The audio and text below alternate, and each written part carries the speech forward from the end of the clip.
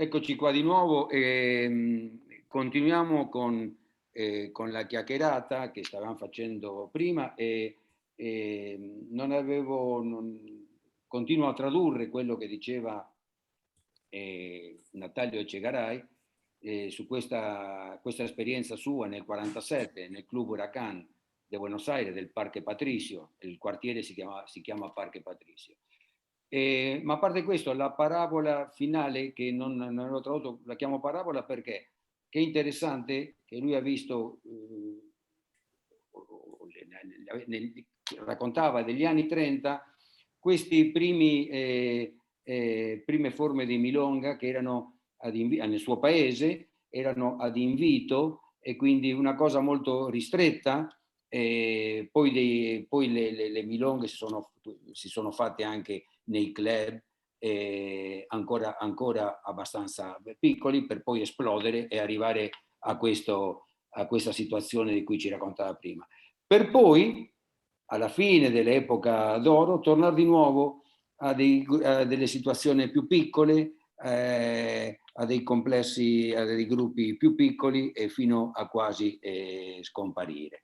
Nel frattempo però ha avuto questa bellissima esperienza di poter ballare in questi posti pienissimi di gente, con enormi piste. C'erano 5 piste in questo club Huracán.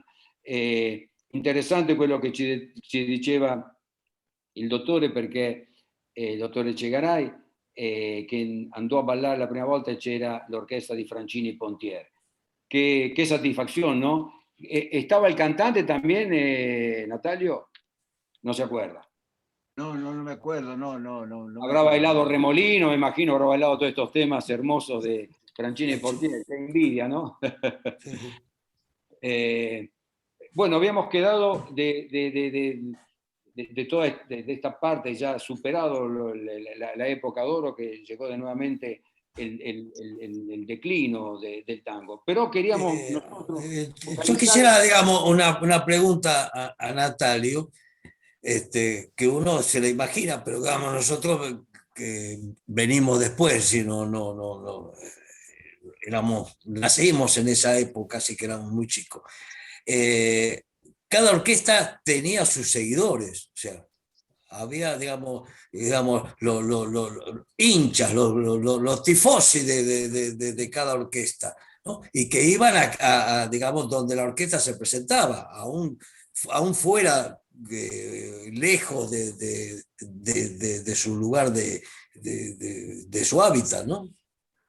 Molinari dice i gruppi, le orchestre avevano dei tifosi, dei veri tifosi che seguivano queste orchestre anche se andavano fuori, anche se andavano lontani da dove era il loro normale luogo di esibizione. Así, teniendo en cuenta los seguidores, yo puedo asegurar que había 2 etapas en el año para las orquestas. La época de invierno era Buenos Aires, los clubes, los cabaret, los dancing, todo lo que de acuerdo a la escala social se reunía, tenían sus lugares predilectos, sus lugares masivos y también sus lugares más restringidos. Pero en todos había tango. Había orquestas que eran más para la clase alta, digamos Fresedo, que tenían su época de veraneo en Mar del Plata. Entonces se acostumbró que las orquestas tuvieran 2 etapas de trabajo. En el invierno en Buenos Aires, y a partir del mes de noviembre se proyectaban al interior, a donde habían llegado por la radio y por los discos. Entonces era todo un acontecimiento en cada pueblo del interior que llegara una radio, un elenco. Hace pocos días, en una reunión que tuvimos por Zoom de nuestro foro, yo les contaba que en Tandil, donde yo viví, todavía estaba en esos años, recién cuando terminé mis estudios me vine a trabajar, después de unos años me vine a trabajar a Buenos Aires, pero seguí en Tandil. Los hinchas o tifosi de Pugliese no podíamos asegurar que el club iba a solventar los gastos trayendo a la orquesta de Pugliese, porque no sabíamos si iba a venir la gente. En cambio, si venía De Angelis, o venía Castillo, o venía Hugo del Carril, o cualquier orquesta de las famosas, y aún de las orquestas más antiguas, pero que eran famosas en el interior, tenía asegurada la recaudación para poder bancar il baile. Ma guarda che, perdon, che cosa interessante. Sí. Quando venivano le orchestre all'interno, venivano le orchestre, per esempio a Tandil, il suo paese natale, a 300 km da Buenos Aires, dice, non erano sicuri gli organizzatori, se chiamavano Osvaldo Pugliese, non erano sicuri che si riempisse il ballo, che venisse la gente in maniera massiva. Erano sicuri se veniva De Angeli, se veniva Castillo, se venivano altre orchestre, magari più vecchie, ma che erano molto famosi fuori da Buenos Aires. Qué increíble, ¿eh? Es una cosa que parece mentira. Sí. Que uno dice, llega Pugliese y no sabemos si vamos a llenar. Exacto, era así, sí. Y tan era así que los hinchas de Pugliese, entre los que yo me contaba, íbamos cuando en Las Flores, equidistante de Capital Federal y de Tandil, o sea, a 150 kilómetros de Tandil, en uno o dos autos, o tres, o los que podíamos, o contratábamos un ómnibus, los hinchas de Pugliese nos íbamos a verlo a Las Flores. Lo íbamos a ver a Mar del Plata. Las Flores è una località equidistante tra Buenos Aires e Tandil, a 150 km da Buenos Aires a Tandil. E se andava Pugliese lì, lui che si riconosce tifoso di Pugliese, facevano una macchinata oppure prendevano un autobus e andavano tutti Bueno, pero esto, la pregunta es espontánea. ¿Y por qué no podía no llenar Pugliese llegando a Tandil? Porque no era tan popular. Okay. No olvidemos que Pugliese empieza a grabar en 1943. Entonces, en 3 años de grabaciones todavía no lograba tener la cantidad digamos, de hinchas furiosos como éramos nosotros. Porque teníamos ya estaba Salgán. Salgán era una orquesta que no podía subsistir porque no era famosa. ¿Quién le va a negar méritos a Horacio Salgán? Sin embargo, nadie se podía comprometer a traer a Salgán y llenar un lugar de baile de tango con la orquesta de Salgán solamente. Porque una cosa succedeva anche con Salgán, dice chi può negare che Salgán è stato un grande, ma non ti garantizzava nulla, non ti garantiva nulla. Ecco. Antes que me olvide, diga lo que tiene que decir, pero antes que me olvide, que había orquestas, seguramente las había, pero ¿en qué cantidad o qué importancia le daban la gente de barrio a estas orquestas anónimas? Sí, había. Y eran importantes, y eran muy importantes para el pueblo, eran muy importantes para el pueblo. Y muchísima gente mayor que yo ya me comentaba hace unos años que extrañaba las orquestas que ellos conocían, porque ¿cómo trabajaban? Le mandaban de Buenos Aires partituras estándar para que la orquesta la pudiera desarrollar en un estilo que no había pasado de Caló. Era más o menos la orquesta de Caló de los años 30 y pico, 39, 40, esas eran las que más se conocían. Y entonces se tocaba porque no tenían los músicos la formación musical para hacer las orquestaciones difíciles que traían las otras orquestas. Entonces se trató de tocar lo más simple posible. Los discos de Pacho, imagínense los años que hacía que los discos de Pacho se vendían como se acostumbra decir, que se vendía el Martín Fierro, se compraban los libros de Martín Fierro para ser vendidos en los pueblos y se compraban los discos de Pacho para ser vendidos en los pueblos. Es decir, no vamos a encontrar... Parla dell'orchestra di Pacho Maglio, Sì. Si vendeva una quantità enorme, insomma, di questi, sì. En mi barrio había muchas orquestas de barrio, yo nací y viví en Avellaneda, y casi todos los directores de orquesta tenían academias donde enseñaban. Y yo era chico, pero recuerdo de todas ellas que sonaban muy parecido a D'Arienzo. Era casi como el patrón, que la referencia.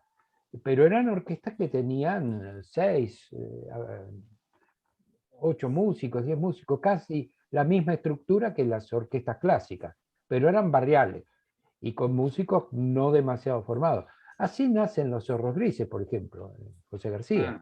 Erano orchestre barriali de barrio, magari non con una grande formazione, e ci dice così sono nati Los Zorros Grises, l'orchestra di José García. De García. ¿En qué sentido así nacieron Los Zorros Grises? Porque él iba formando músicos y cuando tenía una cantidad de músicos formados que habían aprendido música, a leer música y demás, entonces armó la orquesta y por eso Los Zorros Grises. Consiguieron unos trajes grises, sí, y ese es el origen, no tiene nada de misterioso. Sì, lui preparato, José García era uno che insegnava, preparato dei ragazzi, formò un'orchestra, andava bene, funzionava bene, e quindi comprarono i vestiti che costavano poco di una flanella, mi fa una flanella colore grigio, ecco perché le volpi grigie. Sí. Cioè, me parece que primero decían los grises, i grigi, y después José García dice no, los Zorros Grises, e cominciavano le milongue con el tango Zorro Gris come emblema. Pero Alejandro dijo algo que se relaciona mucho con lo que estaba contando Natalio de cómo recaudaban, y hacía mención a los cantores. Seguramente, si iba Hugo del Carril o Alberto Castillo, ya no había ningún problema. O sea que los cantores también tenían una extraordinaria preponderancia para recaudar. Esto, y bueno, el ejemplo es que los cantores de orquesta se van transformando en cantores con orquesta, se hacen solistas. ¿Por qué? Porque podían bancar el cantor su propia orquesta. Es decir, ¿pero quién es? Aquel que había llegado, digamos, a la popularidad. Alberto Castillo, Hugo el Carril, en fin, Mauré, Oscar Alonso, los cantores que realmente que en ese momento tenían predicamento. Es importante también, como está pasando ahora, pero en otra dimensión, porque nosotros hablamos de la masividad en el tango, pero fíjense que lo que plantea Natalio está hablando de la difusión. Es decir, se podía bancar a De Angeli, a D'Arienzo, a Castillo, porque tenían difusión, eran conocidos. Si Pugliese había empezado a grabar en el 43, en 3, 4 años, no, con los medios de difusión de la época no tenía tanto conocimiento. Claro. D'Arienzo había empezado a grabar en el 35, otro en el 39. Es decir, erano più conosciuti quelli che avevano prima, non tanto Pugliese cominciò a registrare nel 43. E hay que hacer un esfuerzo en calarsi nell'epoca. Come si conoscevano queste orchestre? Si conoscevano attraverso del disco. Y la radio. Y la radio. Pero había un momento del año, y esto me gustaría que lo explicite Natalio, había un momento del año donde todo esto explotaba, que eran en la época de carnaval. En carnaval todos los clubes, todos, absolutamente todos, tenían sus orquestas, sus bailes, inclusive en los diarios se publicaban las recaudaciones. ¿Cuánta gente fue hasta el club? ¿Cuánta fue? Había unos bailes muy famosos del centro asturiano, creo que un centro de la colectividad española de Asturias, y eso era una cosa, por eso Natalio seguramente habrá ido a bailar en carnaval con las orquestas y yo le pediría que nos cuente un poco eso, que es extraordinariamente importante para la masividad. Che ci racconti un po', Natalio, questi balli di carnavale estivi, che lì veramente esplodeva di pubblico, di gente, appunto soprattutto in questo periodo estivo dove andavano a esibirsi queste orchestre. Adesso Natalio ci racconterà un po' di questa storia. Avanti, Bersaglieri. Todos sabemos todos sabemos que es tradición que en carnaval se liberan las costumbres, ¿no? Y que Tutti sappiamo che in carnevale si liberano le abitudini. Ecco.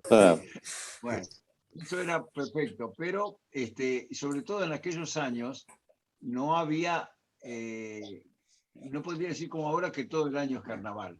Era cierto que carnaval era carnaval y nada más. Había que esperar hasta el otro carnaval para volver a tener la libertad de costumbres y de movimientos que se tenía en carnaval. El permiso que tenían las familias, el permiso que tenían los jóvenes, las chicas jóvenes, los permisos que tenían para salir, para ir a bailar.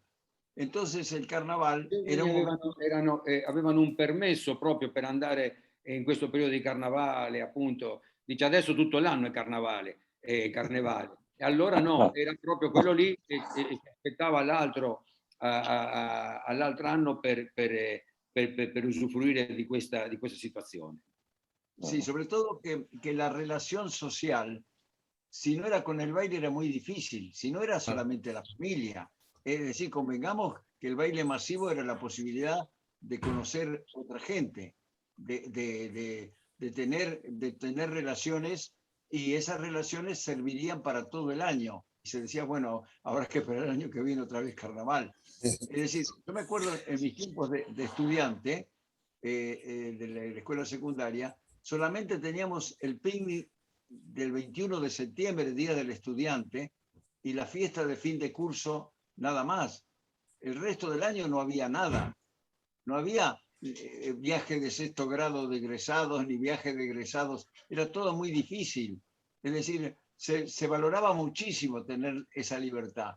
Y esa libertad que daba el carnaval era aprovechada verdaderamente por la gente. Y era para conocer un lugar de baile, y era para conocer, se podía permitir una familia dejar ir a los clubes esos masivos, porque convengamos que el cambio social es de a poco, no se libera de la noche a la mañana, hay restricciones, hay prejuicios sociales de clase media o de lo que fuera para incorporarse a sitios masivos. Entonces recién ahí se permite esa transgresión del carnaval, cobra y tal es así que el carnaval se extendía, no terminaba el miércoles, se extendía el sábado que viene y el otro sábado, y después hubo necesidad de seguir, porque la gente necesitó seguir con los bailes aunque no fuera carnaval, pero en el carnaval explotaba.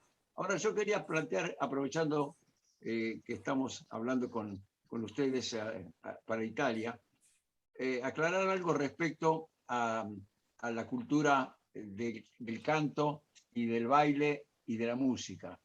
Yo vengo de una familia donde tengo un abuelo italiano, ¿no?, de Savona, una abuela alemana Tedesca, y dos abuelos vascos, franceses. En mi casa no se cantó en italiano, ni en alemán, ni en vasco. Recién encontraron algo común con el tango. Convengamos en que eso es fundamental, porque hubo inmigraciones privilegiadas, como fueron las que vinieron con los ingleses y el ferrocarril, como vinieron compañías alemanas, como pudo venir una compañía italiana. Pero el grueso de la inmigración fue italiana y española, sin ningún privilegio. Y no pudieron arraigar sus costumbres. Hicieron lo que pudieron, sobre todo con los fines de salud, los famosos sociedades italianas de socorro mutuo, de mutuo soccorso e beneficenza. Es decir, todo eso funcionó. Y ahí hubo un poco de recuerdo de la infancia y del terruño. Pero en general se juntaron, y ni hablar en el conventillo, donde se juntaron todas las razas y todos los idiomas. Y lo único que tuvieron en común fue el auge del tango. Por eso el auge del tango. Per quello è fondamentale, per quello è molto importante questa testimonianza, perché ci diceva il dottore Cegaray lui ha un nonno che è italiano, di Savona, da un'altra parte tedesco, da un'altra parte vasco-francese. E lì non si è mai ballato niente che fosse italiano, tedesco o spagnolo, vasco, di dove veniva. Si è ballato quando è arrivato il tango. Quindi questa funzione del tango è di un'importanza incredibile, perché ha unito tutti questi immigranti, soprattutto italiani, spagnoli, ok, che abitavano nel conventigio, ma immigranti molto umili, ed è stato il collante di una società, è stato il collante di una cultura anche. Certo, certo. È magnifico sentire il tango, per un italiano, sentire il tango raccontato così, perché diventa tutto molto, molto chiaro e anche, devo dire, molto comprensibile, ma perché molto umano, molto logico. Cioè, sono tutte conseguenze. Noi a volte qua in Italia ci immaginiamo le ragioni per cui questi andavano a ballare o meno. No, sono fenomeni molto umani che li riscontri anche in altri posti e che in Argentina hanno raggiunto delle dimensioni enormi, parossistiche, una roba straordinaria, ma è raccontato da loro, diventa tutto così facile, così comprensibile e, ribadisco, così umano, no? La gente che va a ballare con le mamme che controllano, tanta gente, il carnevale, tutte cose che per certi versi succedevano anche qui, ma che noi nel tango facciamo fatica ad applicarle, no? Noi italiani o noi appassionati di tango non sempre riusciamo a incastonarle in quella realtà. Traduce, ¿no? Patricio. No, Traduce. Sandro dice que eso es hermoso escuchar a ustedes porque es todo tan simple, tan lógico y tan humano que es así y que es hermoso subrayar esto. Porque a veces acá en Italia se ponen a hablar de tango, nos ponen a hablar de tango y se van a buscar cosas un poco raras, un poco, y nunca ir a la cosa natural del ser humano, que es una diversión, que hay un carnaval, en fin, esta charla es muy grata porque nos da tanta información, pero también tanta humanidad, tanta cosas lógicas. Claro, ¿sabes qué pasa? Que, perdón, el tango es una creación del pueblo. Entonces, no es una creación teórica, no es científica, es una creación del pueblo, es emocional. Entonces claramente las explicaciones tienen que partir de ahí, de entender que todo ha sido una cosa normal y natural de encuentro entre gentes diversas que llegaron a tener un lugar, algo en común, que es lo que dice Natalia, algo que los representó a todos. Es decir, la Argentina, en lugar de inmigración, transformarla en un pueblo multicultural, ¿no? Juntó todas las culturas y creó una nueva cultura, del cual el tango es el emergente más importante. Questo è molto interessante quello che dice Molinare, sì, molto interessante. Cioè l'Argentina invece di trasformare tutte queste razze che sono arrivate, gente di tutto il mondo, in un paese multiculturale, l'ha creato in una sola cultura, cioè una cultura che identifica l'argentino. Y yo quisiera agregar algo a lo que dice Alejandro, en el mismo sentido, que esa creación nuestra crece desde el pie, como decía un uruguayo, surge de abajo, porque hubo un elemento común a todos esos antepasados nuestros que conformaron esta nueva forma de cultura, y es la humildad, la pobreza. Todos eran gente pobre, era el pueblo pobre que se asentó en los suburbios de la ciudad, de las grandes ciudades, y allí nace el tango, con influencia criolla, con influencia negra y con influencia de los inmigrantes, ¿no? Cuando nosotros nos preguntan ¿quién crea el tango? No, es una creación espontánea del pueblo. Y toda la cultura siempre es popular. No hay cultura sin pueblo. Por eso para nosotros è tan importante il tango. Eso. Credo che non c'è bisogno di tradurre, Sandro. No, certo, assolutamente. Perfecto, te felicito, Roberto. No sé si hablaste en italiano o castellano, pero se entendió No, todo. in castellano. Quella domanda che dobbiamo fare su Pedro Lauro, possiamo farla? Podemos ser, no sé, tienen que agregar algo porque está muy interesante esta charla. Sí. Es decir, yo quiero agregar nada más que, por supuesto, es una experiencia muy posterior. Estamos hablando de ya los años 60. De acuerdo de haber ido justamente en carnaval a un baile en el centro lucense, en Vicente López, en el que estaba un conjunto, un muy grande, enormemente grande, al aire libre, en el cual había una orquesta española, creo que no sé si eran los Gavilanes de España o alguno de ellos. Los había Churumbeles de España. o no me acuerdo exactamente cuál, había también algo, digamos, de música de jazz o rock, y estaba Aníbal Troilo. Claramente, lo que estábamos en la pista que estaba Aníbal Troilo éramos menos que lo que estaban en las otras, pero estaba, ¿no? Es decir, que realmente en una época de crisis del tango todavía podía algunas orquestas, digamos, ¿Qué año participar. ¿Qué año? Y yo calculo que habrá sido en el 66, 67, por ahí más o menos. Stava raccontando che fine degli anni 60 andò a un ballo di carnevale, c'erano diverse piste, c'era una dove suonava Troilo, la musica del tango. Dice, non era piena come le altre, però c'era ancora. Con Tito Reyes, mi experiencia fue en los años 60, creo que en La Plata, yo nací en La Plata, y en la Liga de Fomento Dardo Rocha, en la periferia de La Plata, a 5 cuadras donde yo vivía, o menos, me llevaron mis padres, era una noche de verano, de carnaval, y tocaba la orquesta de Juan D'Arienzo, con los cantores de Laborde y Echagüe. Exactamente, así.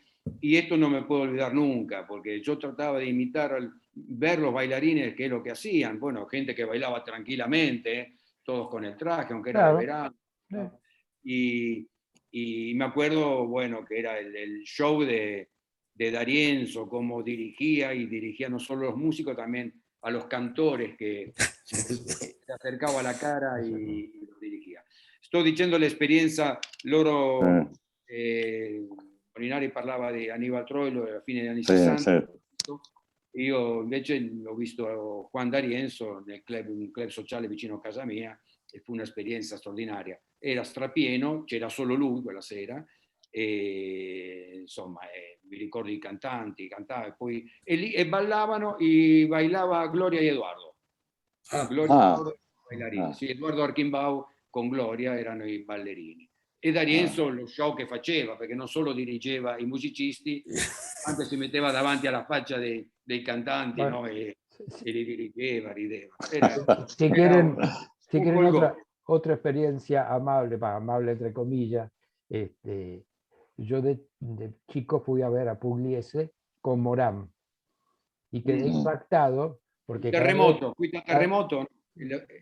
No, fui al Club Paraná, que era donde, bueno, es otra historia que sabemos con Natalio, donde se supone que empezó Pugliese, pero es otra historia. Pero digo, me impactó porque el cantor era Morán.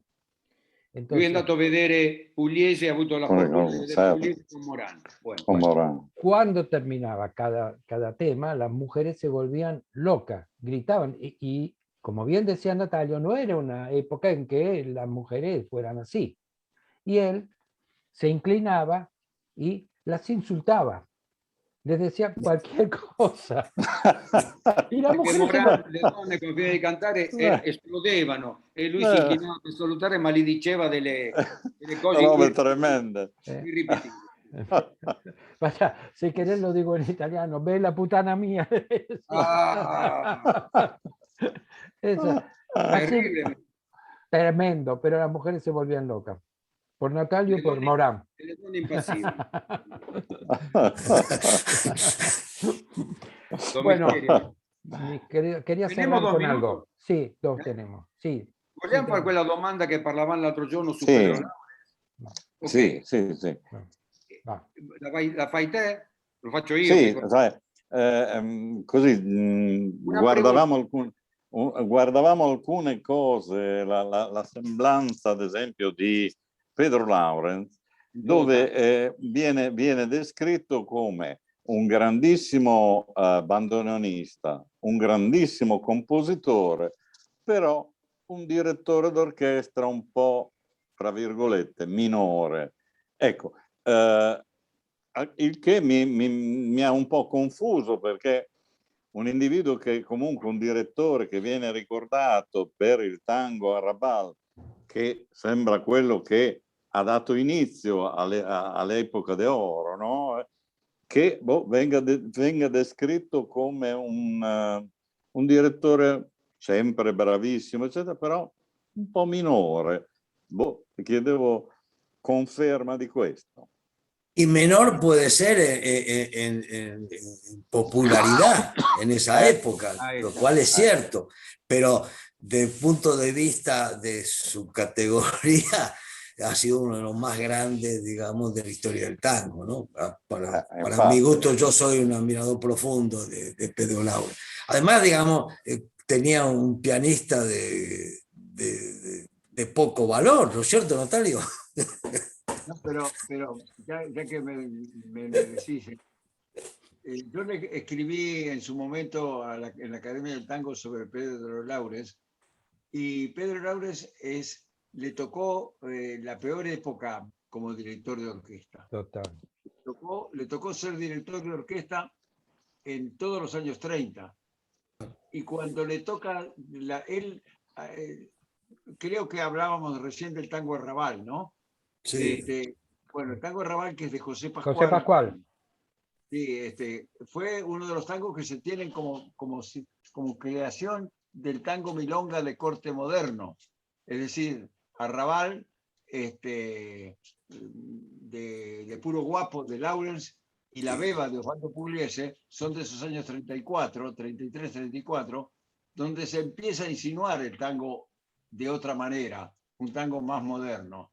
Pero Laurens no tuvo a su favor nunca la posibilidad de mostrarse como un gran director de orquesta. Fue un gran compositor y un gran ejecutante de tango. Tal vez el compositor más arrogante y más fuerte de bandoneón, inspirador de Ruggiero, por ejemplo, con Pugliese, y no tuvo la suerte tal es así que si recorremos la discografía de Laurens, es mayoría de tangos cantados, cuando él verdaderamente no tenía por qué ceder a un tango cantado. Recién Osvaldo Pugliese se dio el lujo de emparejar y de sobrepasar con los tangos puramente instrumentales al tango cantado.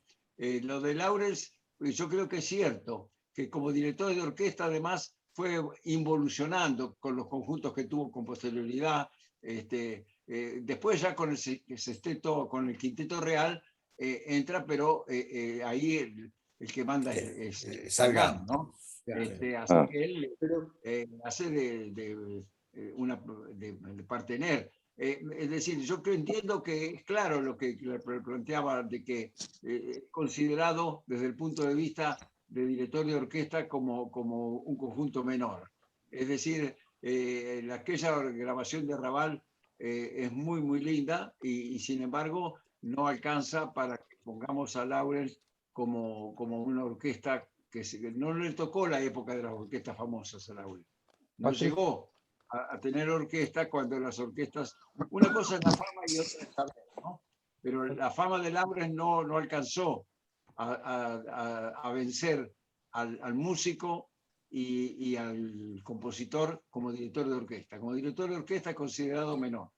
Quedan 2 minutos, Patricio. No, entonces entiendo que, considerado, entre comillas, menor como director de orquesta, hablamos de Pedro Lauren, es solamente por un hecho de popularidad. O sea, Exacto. le tocó un periodo... Un periodo malo. Digo, sí, pero insisto, queda 1 minuto ahora. Así que Y si no, querés no, charlar- no. Yo creo que algo similar, Quiero aunque, sintetizar. perdón, algo similar a Laura, aunque digamos todavía menos, fue Pedro Mafia. Okay. La orquesta Pedro Mafia también le toca en esa etapa del 30 y ni siquiera puede continuar. Digamos, Laura continúa, pero es decir, ya viene todo el grupo de nuevos directores, digamos, con otro desarrollo, con otra presencia, y bueno, y Lauren queda, digamos, descolocado un poco respecto de los demás, ¿no? Okay. Rimane un po' fuori luogo rispetto agli altri con l'avanzamento, cioè Pugliese per esempio registrò un sacco di temi strumentali, cose che non si capisce perché Laures non l'abbia fatto, che era anche bravo, sono tutti cantati. È stato un periodo storico un po' sfavorevole. Ok. Agradezco a todos ustedes, fue un placer enorme. Grazie. Echegaray, gracias Molinari, gracias Roberto Martinez, ripeto, fondatori del Foro Argentina Cultura Urbana, nonché accademici dell'Accademia